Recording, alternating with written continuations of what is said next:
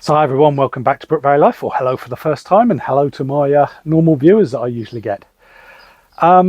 Today I've got my new arrows, and I have been happy with the Skylons that I've been shooting. I'm really happy with those. Yes, they are a Chinese arrow, but they're very, very good.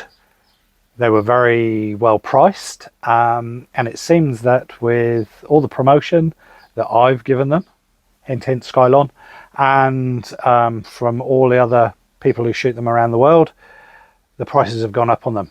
So I've been looking for a set of 700 spine, 3.2 internal diameter, so the same size as an X10, except for they're parallel, these ones I'm looking at, because I never had any joy with tuning the barrel shafts for some reason. Just me, most probably. And all I could really find, if I could have gone onto AliExpress and bought some really, really cheap ones, but I looked around and did some research, and I found these, the Pandarus Icepoints. These are the 0.003 straightness, and they were a damn good price. I'll put the price up here, and they were cheaper than the equivalent Skylon ones, which really surprised me. 12 shafts. They came with points, they came with pins, they came with nocks, and they came with collars for both ends as well. So everything you need to put one of these together, apart from the fletchings, came with the arrow, came with it. That's everything. And as you can see from the price, why aren't more people shooting these? Yes, they're not an Eastern, but these are the arrows that if I stay on my poundage of limbs that I've got now, I will be shooting in competition. I could even go up to, I think, around £36, and these should be fine. Can play around with the point weight or stuff like that. So what I'll do is we'll open up, we'll show you what came in the box, and then I'm going to put some together and show you what they look like. So let's go and have a look. So this is what the Pandarus come with, actually. So you get the 12 shafts, and let me just zoom in, there we go. You get collars for both ends, you get a set of pins, you get a set of pin nocks, and you also get points. So these are 120 grain points, break off, oops, sorry, 120 grain points, break off down to, that's 110, 100, so down to 100. I'll keep them at 120, and yeah, let's cut these arrows down to size.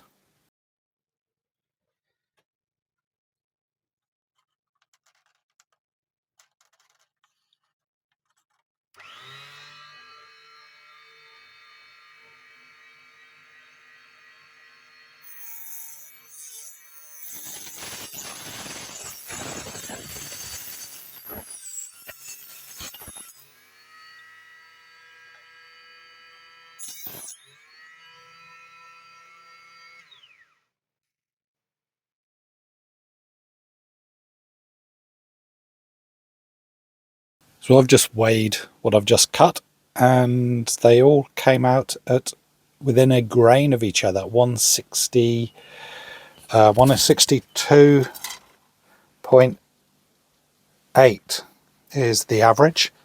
I've got some at about 163.5, and I've got some at 162.5. So half or 1 grain between all of those, and cutting them as I just have. Very happy with. I could grind an end just to get them perfect, but with my shot it's not perfect. So let's get to sticking all these together. So if you've never put arrows together before, what do you need? Well,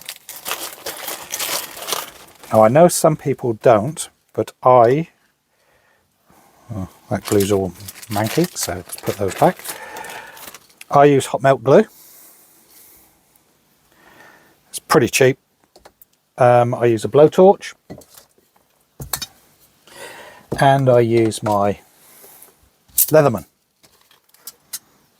This is the Leatherman fuse. You can use pair of pliers, you can use whatever you want.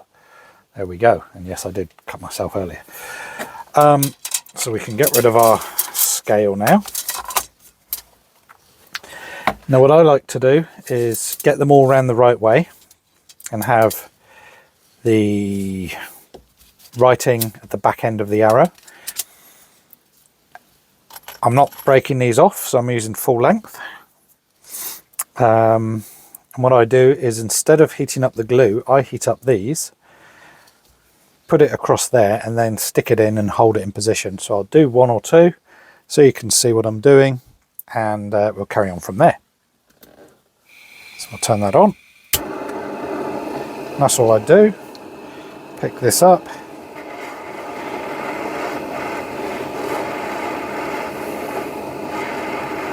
Get nice and warm. Get the glue to melt all over it. And if there's any extra, so be it. In fact, it could be a bit more. I like to get plenty of glue on mine so they don't come out. Nice and warm. That's better. Glue all the way around it. Get the right end of the arrow.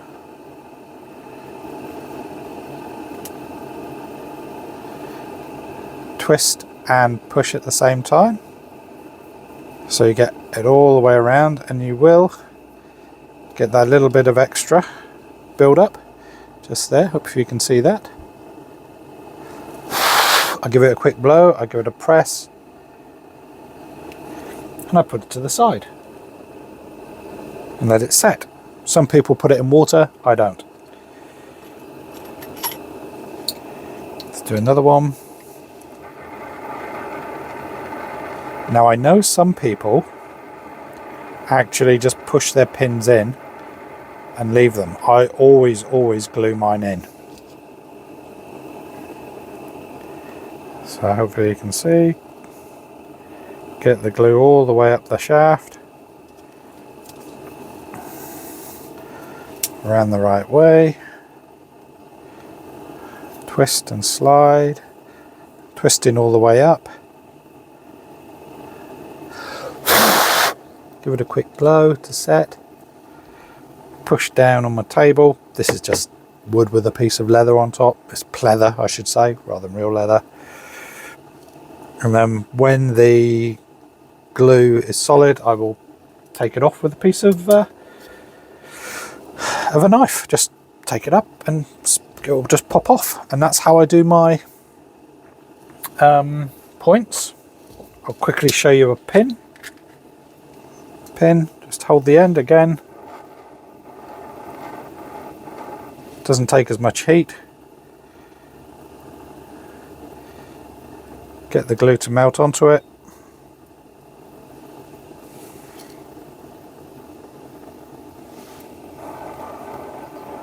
Maybe a little bit more heat. It's better. Glue. Stick it up the back end. I always twist mine, hold it in place. I do blow it, sorry if you can't see, just to cool it down a bit. I let it cool on its own, I don't shock it in water. Push down, make sure it doesn't come out. Done. And there we have, hopefully you can see, one pin in position.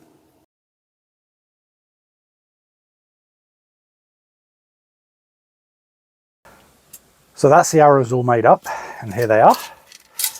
It's got the red veins, spin veins on them, with the yellow knocks. So I used a thing called a, I'm not sure what it's called, but it's a new jig to fit spin vanes. Got mine from Archery supplies, and it seems to work really well. Figured out how to work it. So I've got my 12 700 spine Pandarus Icepoint arrows. 120 grain points. They weigh just under 300 grain. And what we're going to do, that's a whole arrow with fletchings, pins, points, everything. What we're going to do now is take them outside, shoot them from 18 meters and see how they fly. So let's go and do it.